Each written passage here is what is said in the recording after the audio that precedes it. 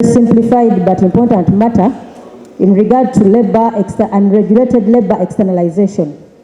Right, Honorable Speaker, in December, not only on social media but all over the newspapers, we saw cases of our children, all our sisters and brothers working from abroad, those are migrant workers, complaining about the situation that there is, especially in Saudi Arabia.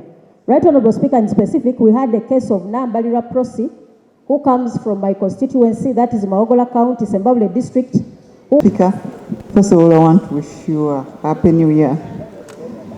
I want my colleague to, first of all, thank us as the ministry, where we got the girl from and relocated her from where she was, and this action was taken as soon as we knew about her news. The girl is right now in the hands of the government. She's still on treatment. She had both fractures on both legs, and that's why we have to ensure that she is in better condition to be able to take a flight to come back home. I'll be in Riyadh on Monday, and I'll come back with the girl. Thank you. As soon as possible, so that she can get treatment. Number two, the labor externalization bill must be fast-tracked into law by the Ministry of Gender, Labour and Social Development to ensure that the dynamics within this sector are managed and followed up. The other prayer is, Right Honourable Speaker, the expanding scope of the External Employment Management Information System is vital in obtaining comprehensive labour externalization data, and currently this system is not covering all the areas that would really help to bring this sector to order. So essential information is left out.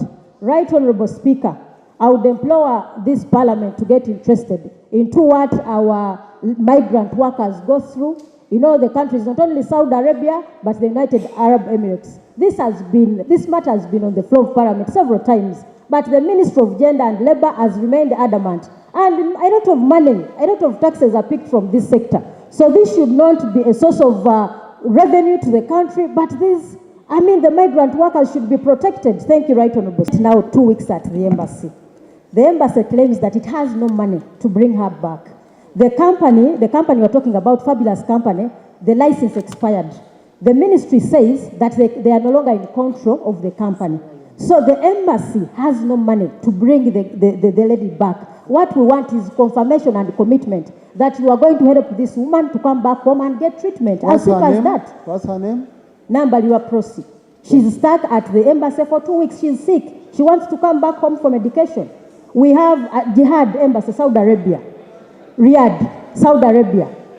We have a ticket for Nambalirwa Prossy, but your staff at the embassy wants us to pay for her to escort her back because she's mentally deranged. So kindly help us to make a commitment of when you are going to support your embassy to bring her back. We already have her ticket. We only want your commitment that you are paying for your staff to return her back. Honourable Minister. Speaker, first of all, I want to wish you a happy new year. I want my colleague to, first of all, thank us as the ministry, where we got the girl from and relocated her from where she was, and this action was taken as soon as we knew about her news. The girl is right now in the hands of the government. She's still on treatment. She had both fractures on both legs, and that's why we have to ensure that she is in better condition to be able to take a flight to come back home. I'll be in Riyadh on Monday, and I'll come back with the girl. Thank you.